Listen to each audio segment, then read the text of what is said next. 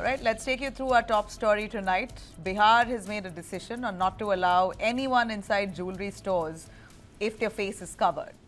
No entry if your face is covered into jewellery stores in Bihar. That's the message now that's greeting customers at several jewellery shops across Bihar.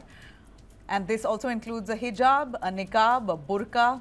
Also includes helmets, mufflers, veils, masks. Jewelers are denying entry to anyone whose face is partially or even fully covered. And this is happening at a time when gold prices have hit record high. People are rushing to buy gold because it's an asset.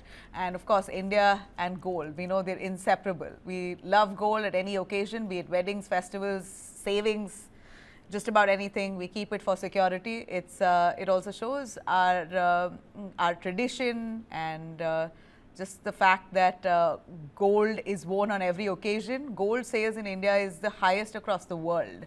But in parts of Bihar now, they've decided, owing to the number of security threats that they've seen in the past, that anyone who covers their face and comes into your store will not be sold gold. They won't be allowed inside itself. In fact, posters have come up across markets, spelling it out very clearly. That's one for you right here that we're showing. This advisory has been issued by the All India Jewellers and Gold Federation, Bihar chapter.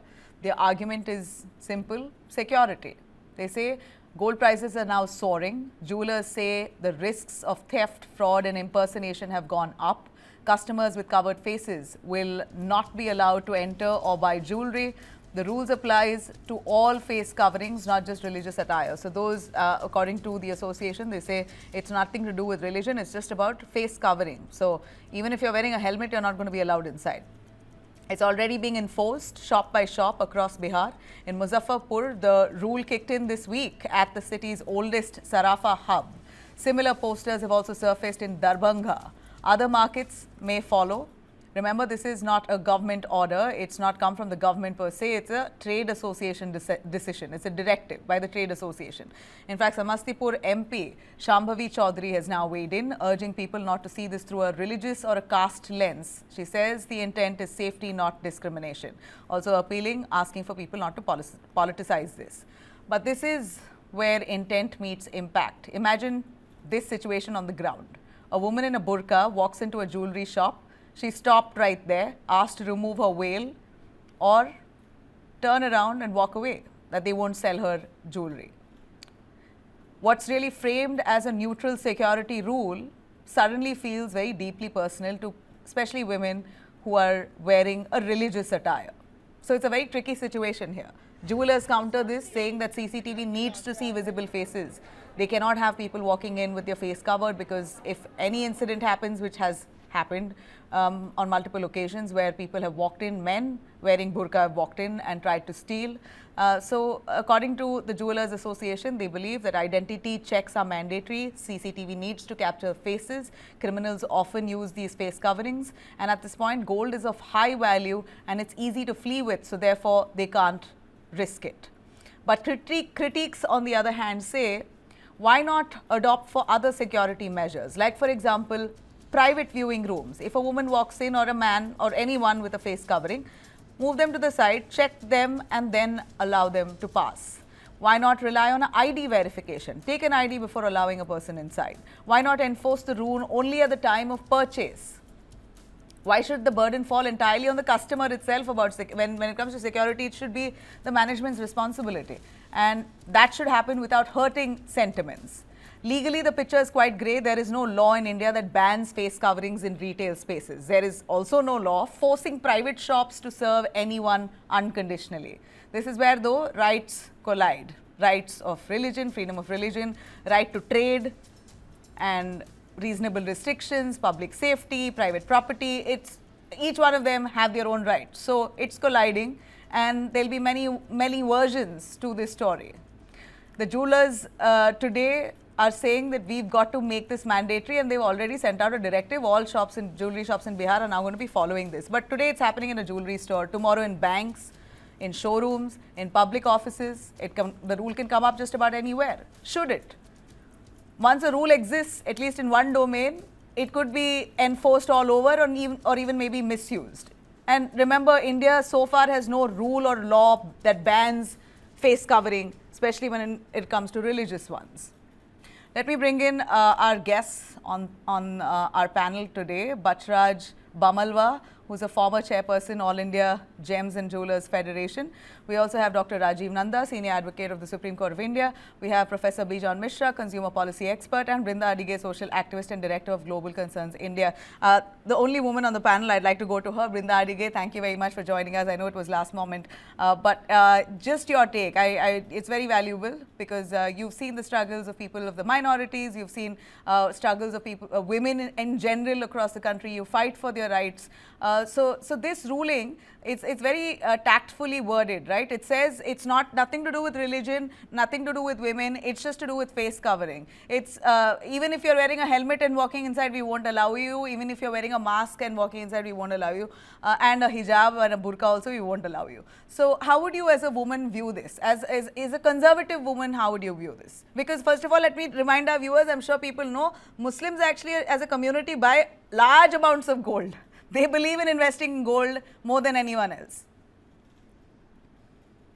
Security, anybody's security, especially when people are doing commerce and economic activity, cannot override the dignity of the client or the customer.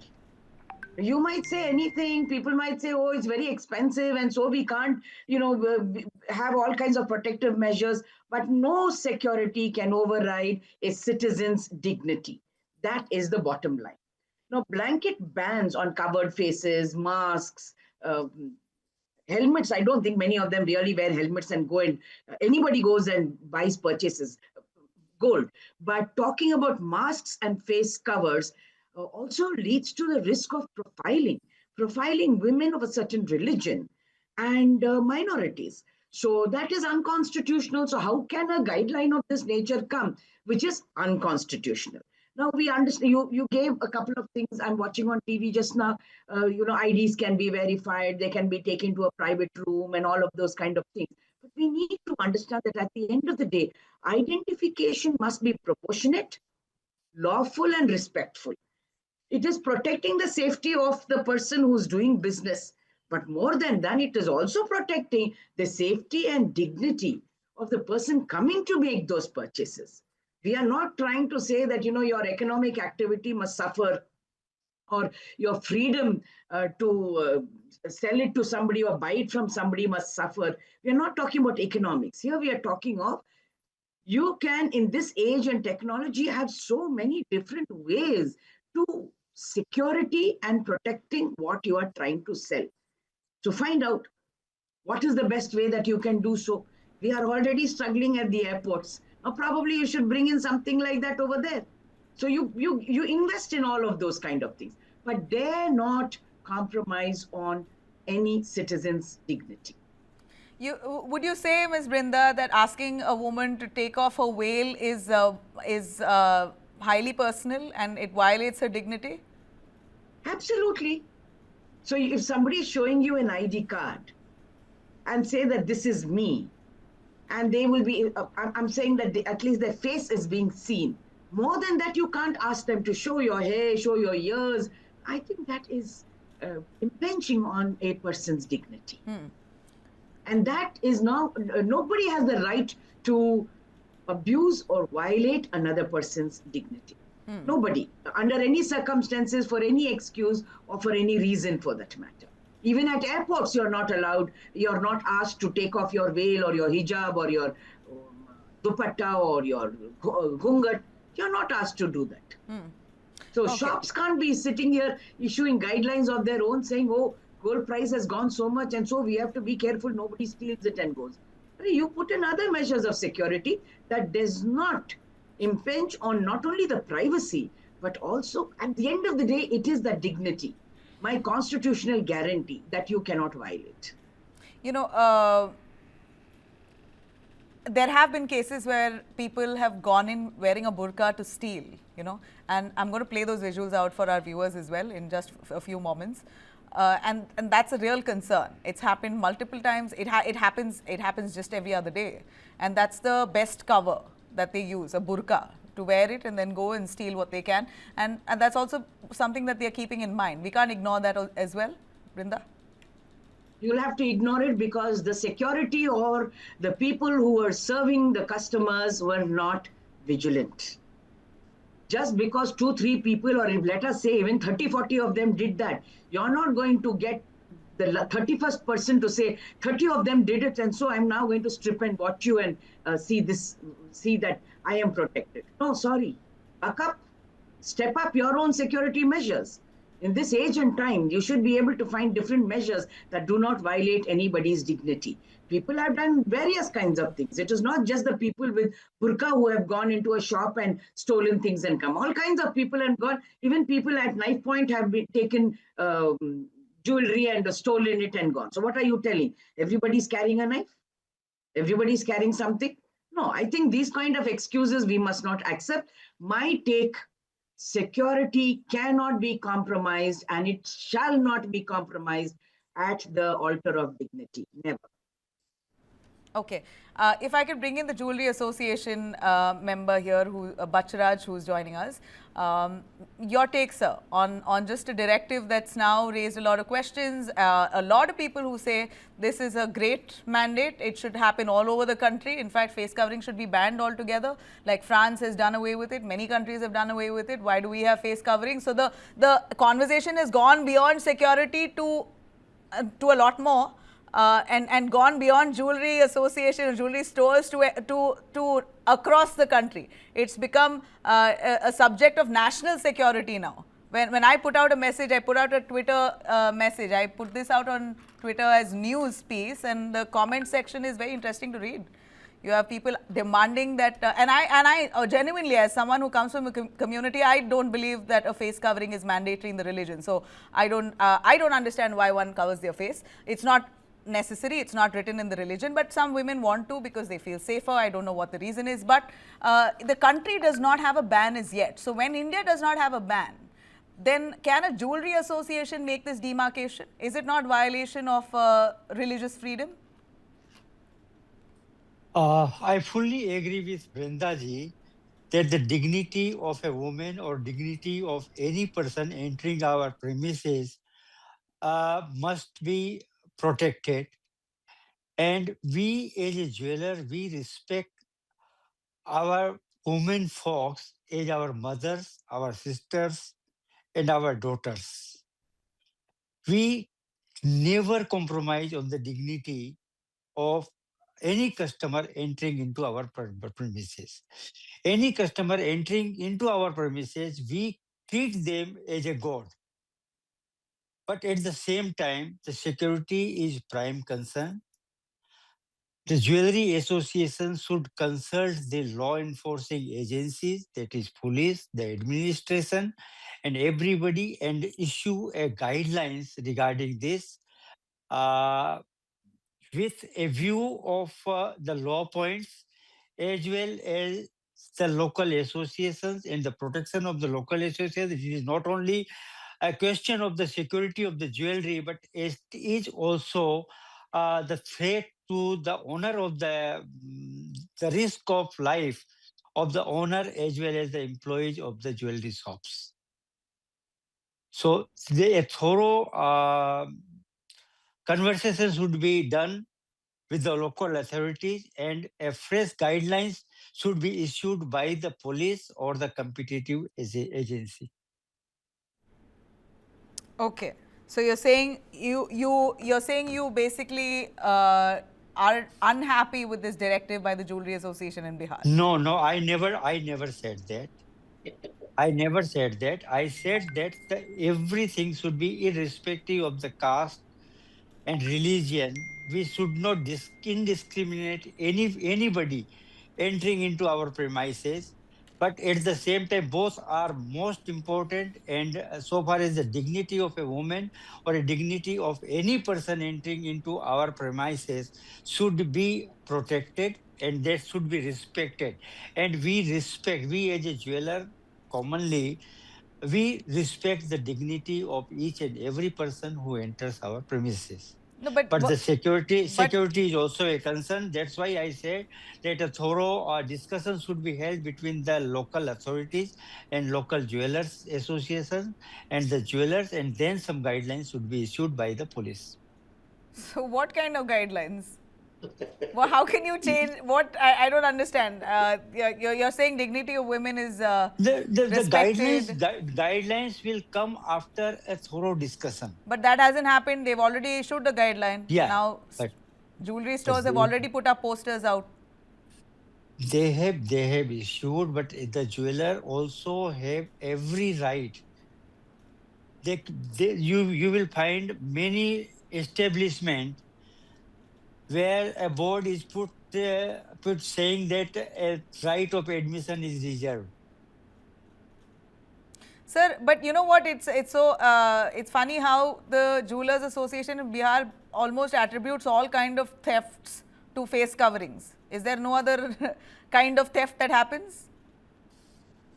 But No, you should also accept that this is one of the it is not about the face covering. it is one of it, but then there are other ways. You can check It IDs, is one you of can it. check the person before entering the store, you can frisk them, you can check them. Normally the CC cameras are put on the top. So some people comes with wearing a cap. That Okay. also with in certain part of the India, certain their jewelers they ask them to remove the cap and face the camera. Playing a few videos that we've sourced online of thefts that have happened with that. That's a man, all right. So let's not confuse a man also misusing the burqa and the face covering and So stealing. So that's a man. we Prayagraj and Hyderabad, two videos that we're playing out for you. So where you see theft happening with face covering, they're misusing it. It's unfortunate, but that also happens. So we thoroughly understand that there is this real security concern, but I'm not too sure if this was the only way you can deal with crime. Brinda wanted to come in. Your audio is off. Yeah, unmute. Yeah. The panelist just now, the chairperson of the association, said that it is for the security of the people inside the shop, the ones who are serving the people, as well as the right of admission.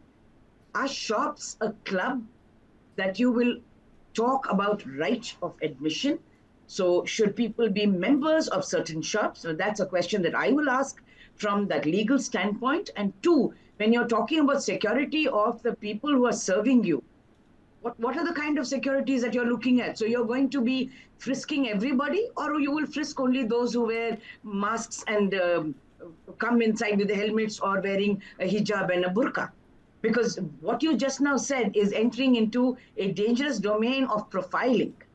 And that's exactly what we are concerned and worried about, where there is the tendency that people wearing these kind of clothes are the thieves, others are not. The implication being others are not, but they could be equally, me walking in just like how I am could be equally dangerous to your people selling in the shop, serving the customers. Why would you assume that I'm not a dangerous person, or I've come there not carrying some dangerous weapon? So my whole thing, just like how Nabila is saying, is why can't you find other ways of ensuring security? I'm not saying there shouldn't be security. Like in the airports, you are asking security because everybody wants to be safe. Nobody wants to feel unsafe or be caught in any kind of a dangerous situation. But can you not find other ways and means of upholding or securing this security? Okay. You know, I'd like to bring in Mr. Bijan Mishra as well, who's our consumer rights expert. He's, sir, your take on this. How could you ensure a customer is taken care of without violating their rights? You know, here, this ultimately will lead to confrontation. I can bet on anything. If this is also now happening in jewelry stores, it will happen across sectors. Banks might just come up with rules like this, and airports then after. Though I told you my personal opinion, I don't understand why face covering is mandatory. It's not, at least in Islam, it's not. Hijab, yes, I could understand that the book says, you know, dress modestly, but covering the face, it's nowhere written. So women still do it, not just in India, across the world women do it, and there are a few other customs also where they cover face. A gungat also covers full face. But anyway, that aside, keeping culture aside, how do you protect and preserve customers' rights? Do they have any right to appeal against a store or a shop that refuses to sell to them based on their attire? Yeah, Nabila, in fact, your opening remarks were wonderfully capturing the whole issue. You captured it very beautifully. In fact, you took away a lot of my words and you spoke. So, I, I was shortchanged by you. But anyway, I want to tell you, as a consumer, I have right to accessibility. I have to be made accessible to the products and services which I deem to want to purchase. So you cannot deny me that accessibility. That is very important, which we must understand, number one. Number two, of course, every consumer, as I heard, my panel member saying, is considered as a god. Somebody says king, So the consumer is always being put into that pedestal where there is no compromise on respect, dignity, and the choices of the consumer. And consumer has got enshrined with 6 rights as per the Consumer Protection Act of 2019, and earlier it was 1986. The Consumer Protection Act clearly gives us 6 rights, and what I want to say here is, let's not get into a lot of political conversation here. Let's get into a conversation which I heard even the association person saying. He's very right. Let's have a very good, healthy discussion with the state government, which is duty bound to provide security. And these kind of advisories being brought out by associations are completely illegal. You can't bring out advisories where you are denying the consumer to be made accessible to a product or a service. So no, so associations don't have that right. Constitutionally, they don't have that right. They cannot take out. They have to withdraw this as early as possible. In my view, it is not tenable, nor it is legal. But they are saying security reasons, and there is no I'm saying there is no law. So no, my only question is, there's no law that restricts a shop from selling to everyone. Of course there is a law. Of course there is a law. Really? That's what I'm trying to tell you. Okay, can you clarify that? So a shop cannot refuse to sell to a customer. Correct, because as per the Consumer Protection Act, I have a right to choice. And when I have a right to choice, I have a right to accessibility. You cannot deny me just because I wear a veil or I cover my face. You cannot. But you are having the full right to ensure that before I enter your premises, I am fully checked in terms of my security. So, which you very beautifully covered in your opening remark, that you can take my identity, you can take me to your cubicle where there is a camera which can take my photograph, because the point is, again, my privacy cannot be compromised. So if you take a photograph and you ensure me that it will be protected, like the Data Protection Act is now coming into force, so I'm quite happy because I know that my data is protected as per law. So my contention is, you have the right to security, you have the right to go to the state government, which is duty bound to provide you security. And I know there is a shortage of policemen because most of the policemen are on duty with VIPs in our country. Very few are on duty with citizens, in terms of protecting them. So we need to have a balance. We need policemen to protect the citizens and cut down on the protection of VIPs and VVIPs, because I feel that security is very important for the citizens, and that cannot be compromised. So we must bring in security measures to ensure that the shopkeeper, the sellers in the shop, the goods in the shop are well protected by the state.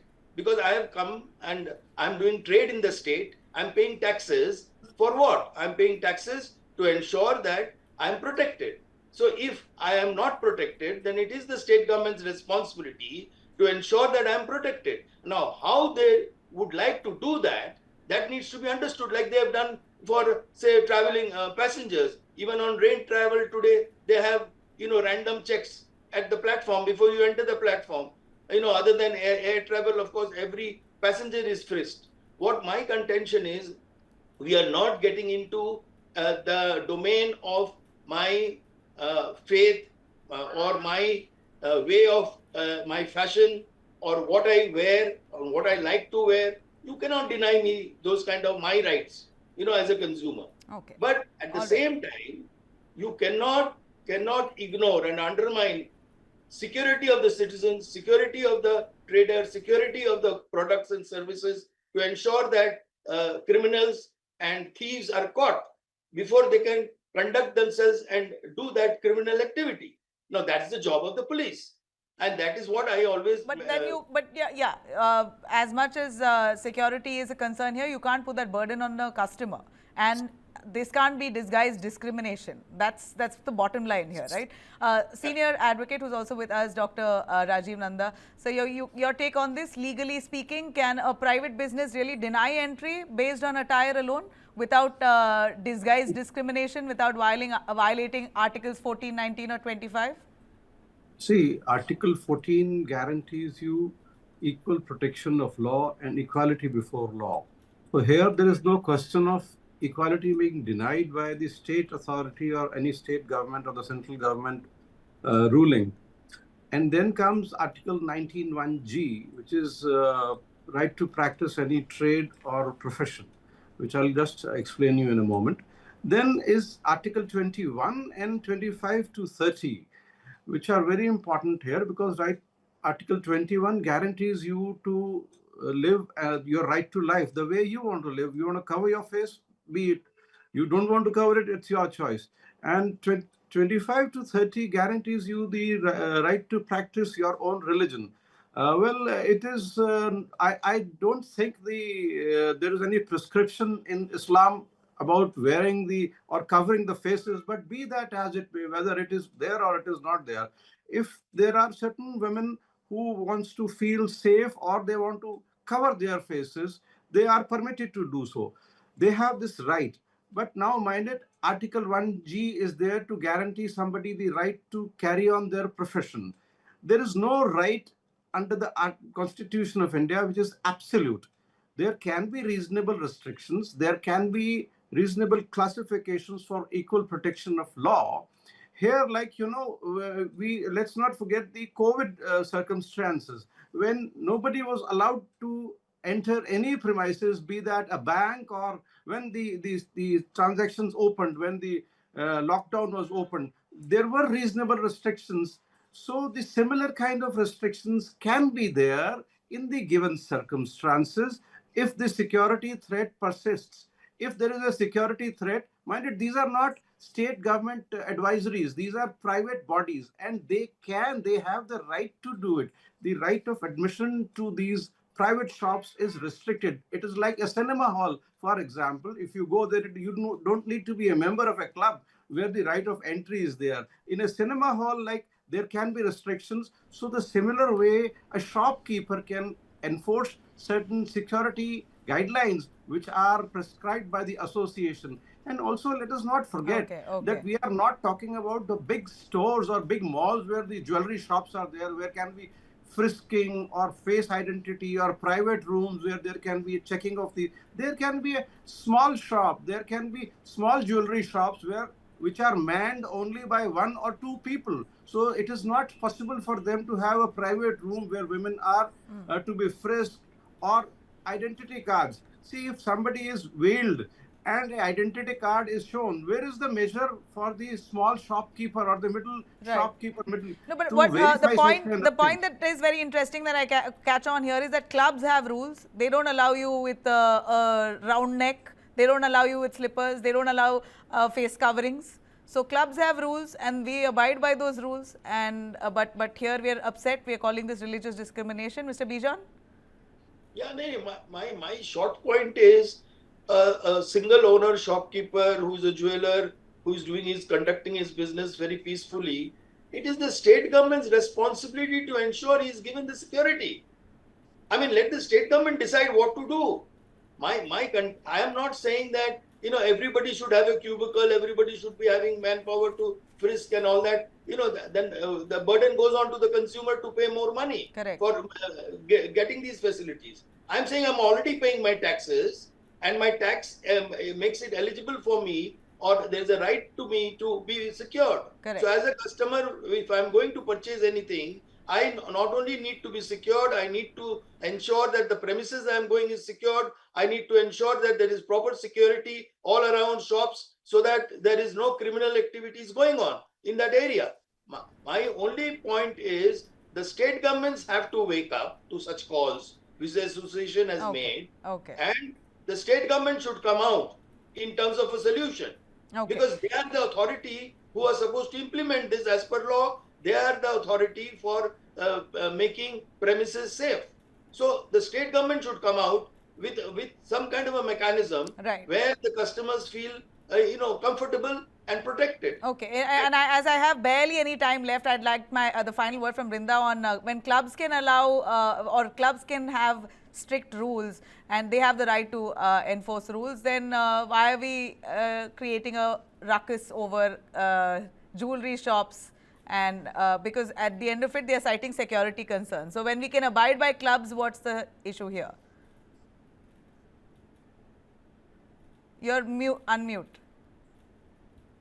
When clubs have rules and whatever guidelines, a person or an individual makes a choice to become a member of the club and to abide by that. My whole question was, are shops clubs that can restrict that kind of an admission? Any form of security and safety that the shopkeepers are talking about must be lawfully proportionate and respectful to the citizens. It cannot be at the cost of eroding constitutional freedom and access to shops, because that then again is violation of a citizen's rights.